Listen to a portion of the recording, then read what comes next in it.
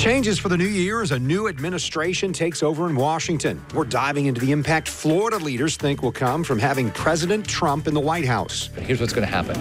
With the president's going to focus on the same things, the same thing will happen federally, so our growth will even accelerate. Plus, changes in Tallahassee with two agency executives stepping aside this week and the DEP looking for new leadership. The normal gnawing and criticism, it didn't have anything to do with his resignation.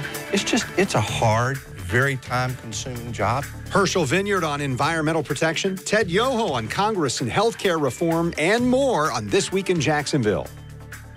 And welcome to our show, our first show since the inauguration of President Donald Trump. We were preempted by severe weather last week.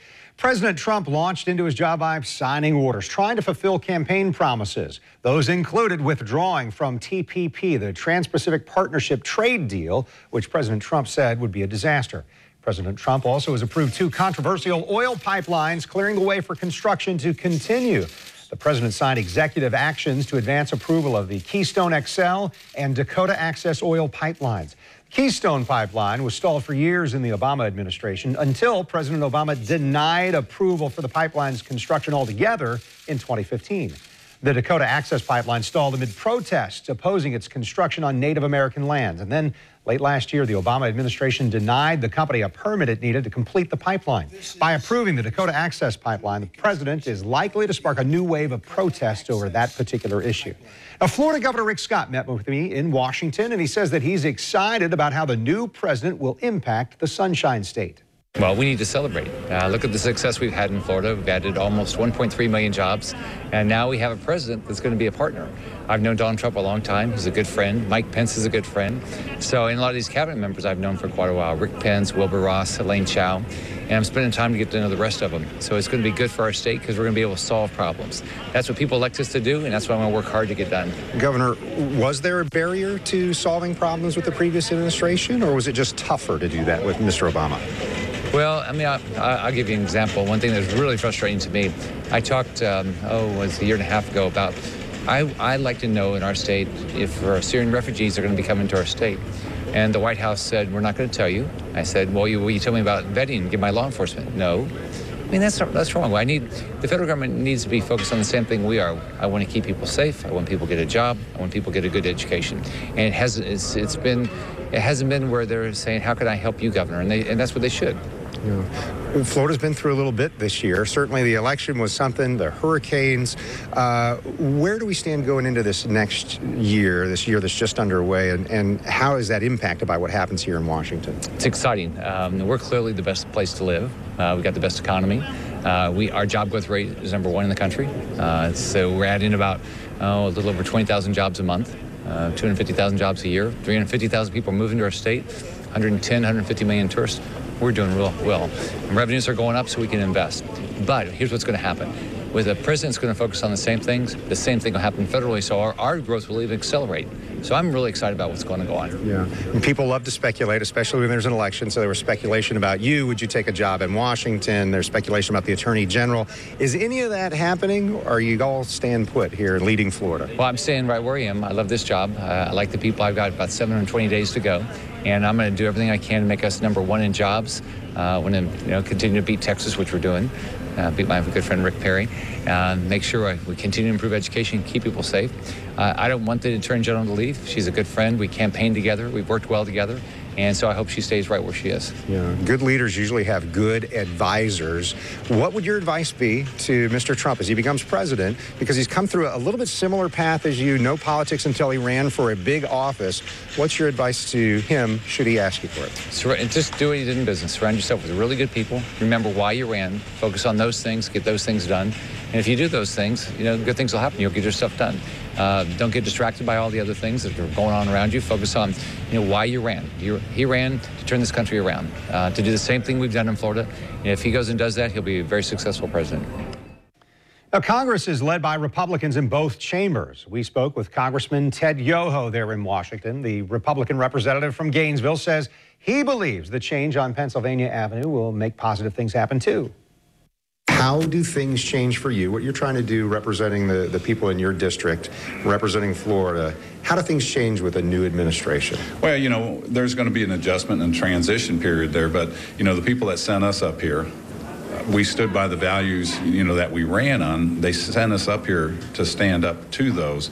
And, if you look at just the Affordable Care Act, that was something I ran on back in 2013. Not in support of, but changing, not in support of, to get rid of it and fix health care in this country. And we've hammered and hammered and hammered that for the last 6 years. We're at a point now, we're at the precipice of removing that and fixing health care. And we started the process Friday of last week. And so it's a fulfillment of not just a campaign promise, but it's what America says they want. They want that change. And it's so exciting because now that we have the three branches of government, the attitude up here, the enthusiasm of the possibilities of what we can change and make right for this country for generations to come, from the Supreme Court justices to the federal courts to fixing laws that are broken like the health care law that's unsustainable, can't stand on its own right now, to fix those things and start addressing those issues that people have been clamoring for. One of the things that people are worried about is, hey, if they remove Obamacare, don't have a replacement, then people are out of health insurance. Yeah, I mean, and that's what the narrative is out there coming from another party that I'm not associated with. But we need the bipartisan support. We're not going to take health care away from everybody. And they're saying that if we pass this, 20 million people are going to lose their health insurance. There'll be a smooth transition. And the one thing I'll tell you, and I'll guarantee you this, is we'll read this bill before we pass it and vote on it, And I think we've seen enough of legislative malpractice when they pass a bill to see what's in it and to see how it's going to work. I mean, and that's why we're in the shape we are now. So. That was a reference by Congressman Yoho to Nancy Pelosi years ago, saying we had to pass the Affordable Care Act before we could read and see what was in it. A Jacksonville man and the former secretary for Florida's DEP joining us to discuss the sudden departure of his successor, Herschel Vineyard, next on This Week in Jacksonville.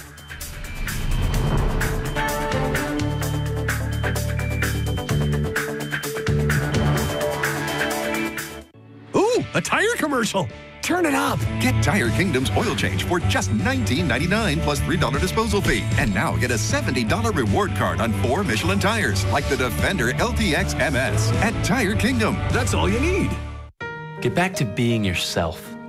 Back to smiling and laughing again. Back to eating foods you love. Back to living confidently. With same-day dentures backed by our satisfaction guarantee. And for new patients, a free consult and x-ray. For affordable dentures, extractions, and implants, call 1-800-DENTURE or go to affordabledentures.com. You deserve a healthy, beautiful, and confident smile. More people than ever are choosing Nissan, making us North America's fastest growing auto brand in 2016. Take on 2017 and get the safety you'd expect, the fuel efficiency you need, and America's best truck warranty. Get to Nissan's Take On 2017 event for 0% financing for up to 72 months on 11 models, or save up to $10,000 on select models.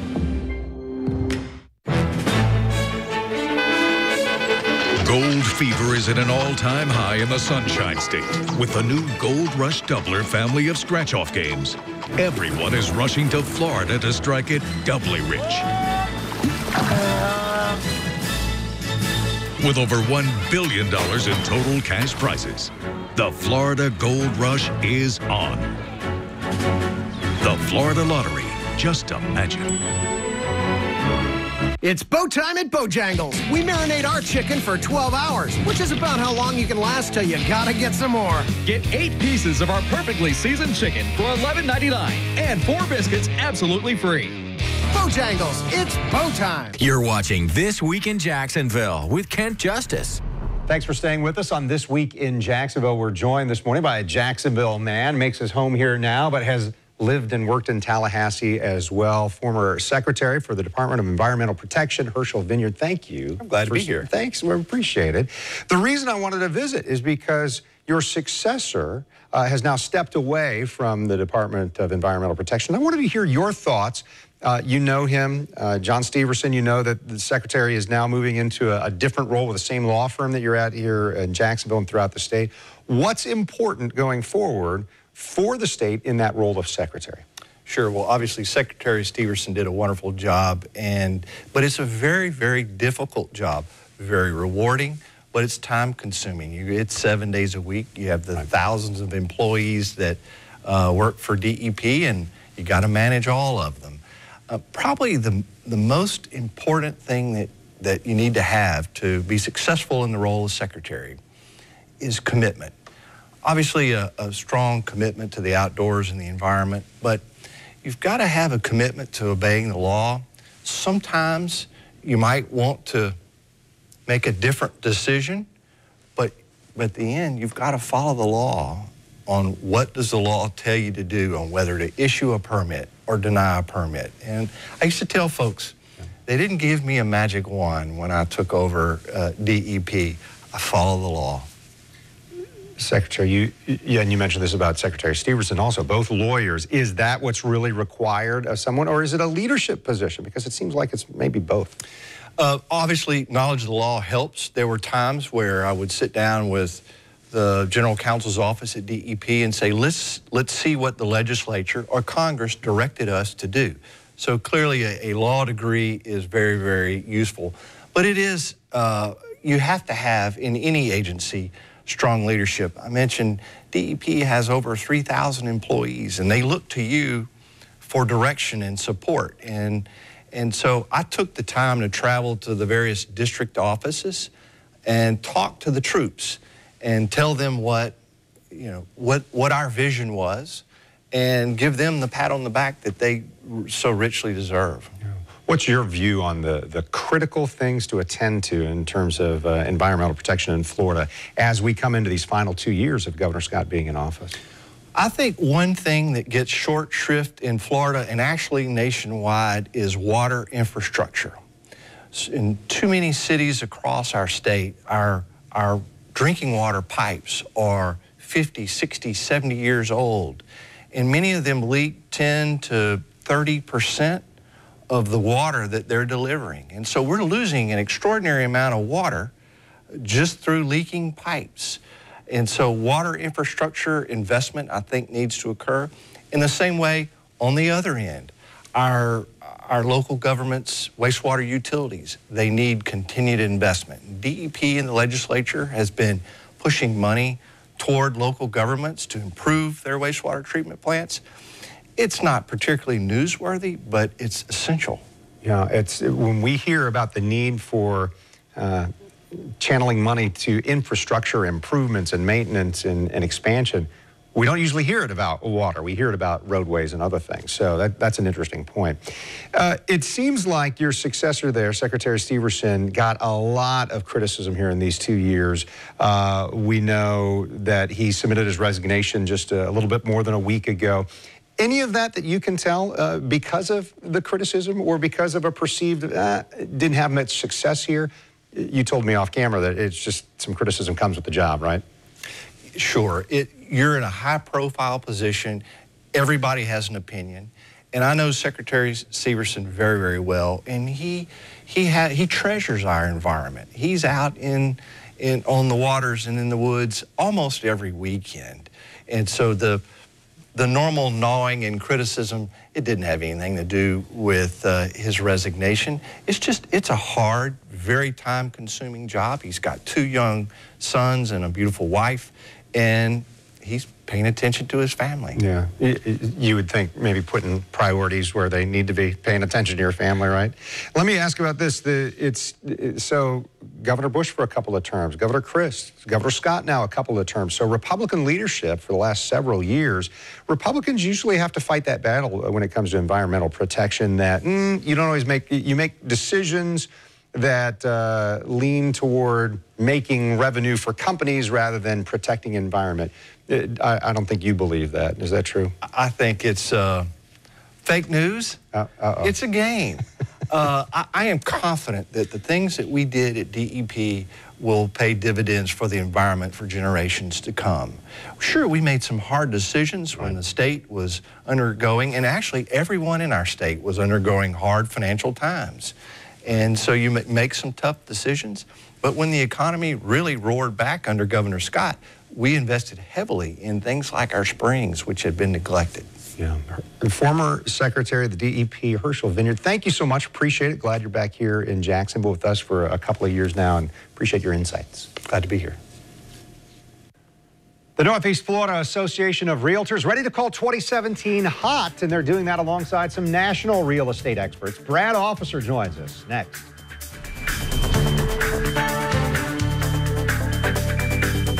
This is Pastor R.J. Washington of the Titus Harvest Dome. Join us on Channel 4 every Sunday morning at 9:30 a.m. We're going to have a God time. Yes. More people than ever are choosing Nissan, making us North America's fastest growing auto brand in 2016. Take on 2017 and get the safety you'd expect, the fuel efficiency you need, and America's best truck warranty. Get to Nissan's Take On 2017 event for 0% financing for up to 72 months on 11 models, or get a low $189 per month lease on the 2016 Rogue.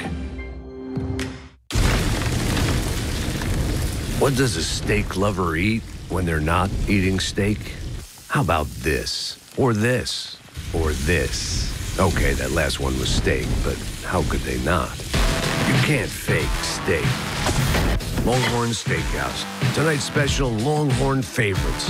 Get our outlaw ribeye, the Longhorn salmon, or the Parmesan crusted chicken. And for lunch, try our steakhouse burger or any steakhouse lunch combo only at Longhorn.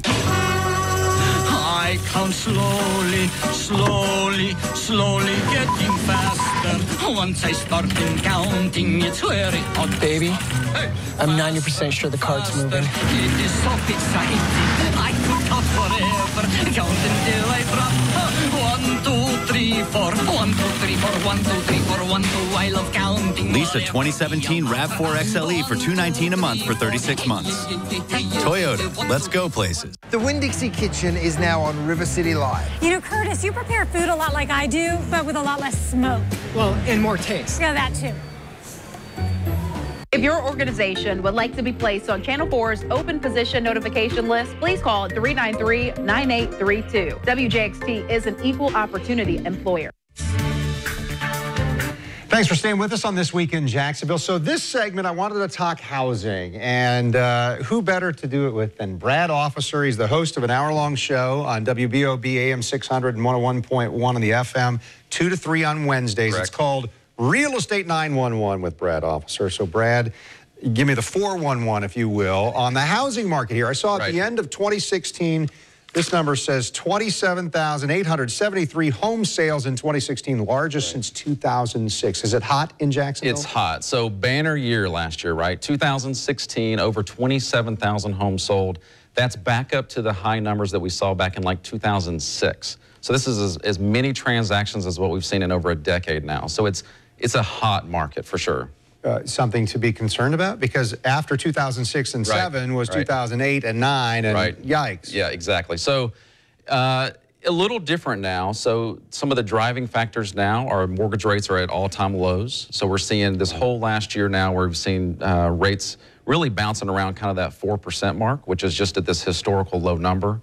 In addition to that, we've had just this massive amount of this group called the millennials that have stepped in and they have now started buying their first homes. You know, they're kind of they're pairing up. You know, they're kind of in their career path. They've decided it's cheaper, you know, to buy than to rent many times. So they're buying their first homes.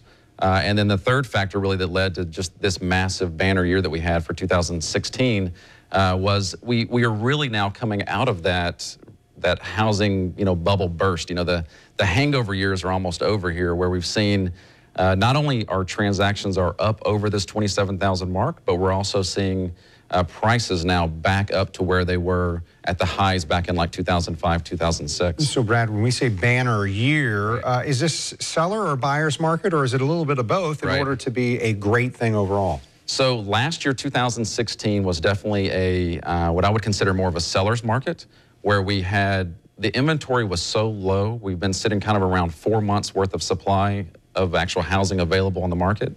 A normal market would be considered about 6 or 7 months worth of supply. So we're sitting at this extremely low number of 4 months, which is creating demand. So when sellers put their homes on the market, there's not as much competition, so they're selling faster. And the average time on the market last year was about 76 days or so. So from the time you put the home on the market until the time it goes under contract is only about a few months. How do new home construction play into that? And again, I mentioned Trulia listed Jacksonville as one of their top 10 hottest markets for 2017. So this year, how does new home construction fit into that? Yeah, so new home is a huge piece of the market. So our market, we are getting a lot of new construction, especially through like St. Johns County, some out on the west side. Clay County has a good amount of new construction as well. And then the north side of Jacksonville is seeing a lot of new construction as well. So the prices are they're very good for that first-time home buyer, and it's attracting them into those homes. And with rates as low as what they are, a lot of builders are using that as incentives to drive the market for new home sales. We still need more, though. We need more inventory. Oh, well, there are some developers who are going to give you everything. Right, that's what we're hoping, yes. Thanks so much. Brad Officer giving us his insights on real estate right now. Thank you. And stay with us because we've got a great story coming up about UF Health in Jacksonville and their Heroes Night. Stay with us on This Week in Jacksonville.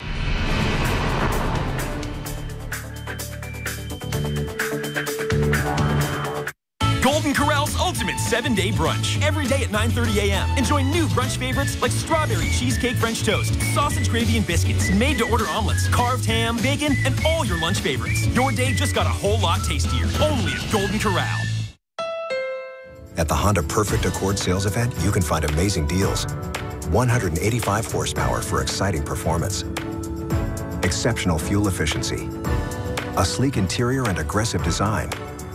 It's even the best-selling car in its class, and named a Car and Driver 10 Best a record 31 times.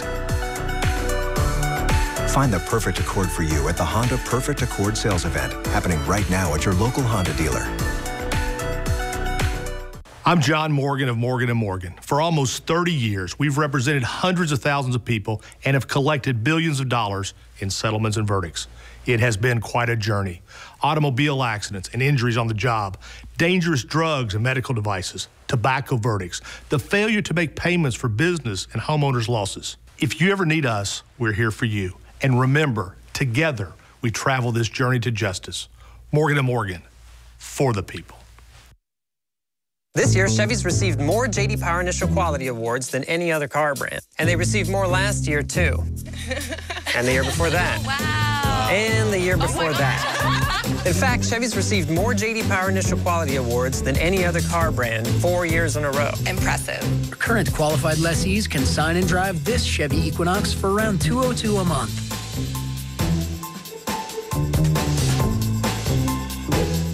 See your Southern Chevy dealers. Like the odds, I'm 59 years old. Secrets of people who look half their age. Oh, my goodness. Oh, my goodness. Age-defying tips that really work. All new Oz. Monday at 10 on Channel 4. You're watching This Week in Jacksonville on Channel 4. I'm so glad that you're with us on this Sunday morning. So to be transparent, we talked about this prior to this Sunday morning. And on Saturday night, there was the event that I want to talk to these gentlemen about. It was the UF Health Night for Heroes. It was Saturday evening, and this is Dr. Andrew Kerwin, Chief of Acute Care Surgery at UF Health Jacksonville. Brian Lynn, who was the honoree on this Night for Heroes. Brian, we're talking because you had a medical emergency several months ago, and the folks at UF Health really helped out. Tell me the short story of what happened there. Short story was I woke up in the middle of the night not feeling well and went to go to the bathroom and had a fall, fainted, fell in my house. My wife heard the fall and called 911. The EMTs that arrived recognized that I wasn't going to make it to the hospital, and so I needed to be flown, airlifted to UF Health. I spent 11 days in a coma on a ventilator and had a miraculous recovery, thanks to the people at UF Health. Yeah, miraculous in a lot of different ways. Dr. Kerwin, we're talking about what Brian's gone through here, and you said it's out of the norm that he seems 100% over here after what happened back in April, right? Yeah, so if you see him now, unless I told you the story, he told you the story, you would never know, right? You'd look at him and say, he's a perfectly healthy man, no problems, but April, he's in a coma from a brain injury, fighting for his life, and everyone very nervous, wringing their hands, what's going to happen, and to sort of see him here now, January, return to his family, back to work, full time. It's amazing, and I mean, you can't tell the story any better than that. It's just a fantastic recovery for him. Brian, how do you feel about it? Has it changed perspective on life going through a near-death experience like that? Oh, absolutely. There's no question about it. It changes you forever. Because I'm, returned to full health physically and cognitively, I almost have to remind myself sometimes that actually happened. I actually almost did die, and it was solely the people at UF Health that brought me back. That gave me a second chance at life, that restored my future. But yes, I think what happens Monday through Friday in the office now isn't quite so important as it used to be. Right, probably spending time with that family. We're seeing some of the images of your recovery, what you went through in the hospital, and then we're going to see some of the better times here on video too, you with your family there. Dr. Kerwin, this really isn't just one surgeon came in, did a surgery, and now Brian's back. This takes a team of people, a lot of people, right? It does, sometimes hundreds of people from the site of the injury, the EMTs, the emergency responders, to get him to the trauma center, evaluated by trauma surgeons, collaboration with many specialists, in this case neurosurgeons, sometimes orthopedic surgeons, plastic surgeons, nurses, therapists, chaplains, psychologists, nurse practitioners. I mean, literally sometimes hundreds of people will touch one patient, all with the goal of someone has a life-threatening injury, and now we're through that, rehab, back to the family, back in the community, and that's our goal. And Brian, I know part of that time you mentioned you were in a coma, so unaware necessarily of what was going on. What has your family told you about that time, and how much does it mean to them that these folks at UF Health got you to where you're at right now? I think the people at UF Health almost became like a family to my family. I was unconscious for all of the drama, all of the ups and downs and backs and forths, and there were plenty during the weeks that I was unconscious. They were all just incredibly appreciative and grateful of all the good work that they did there. We're appreciative of you sharing that story, and I know that that event, the UF Night for Heroes, Dr. Kerwin, is a chance to shine the light on so many people, as you just described, who help make a difference in our community. Thanks for the time this morning. Awesome. Thank you. All right, This Week in Jacksonville airs each Sunday morning at this time. You've heard from Mayor Lenny Curry on his pension plan. Police Union President Steve Zona plans to join us next time. We hope you will too. I'm Kent Justice. Thanks for watching on air on Channel 4 and online at news4jax.com.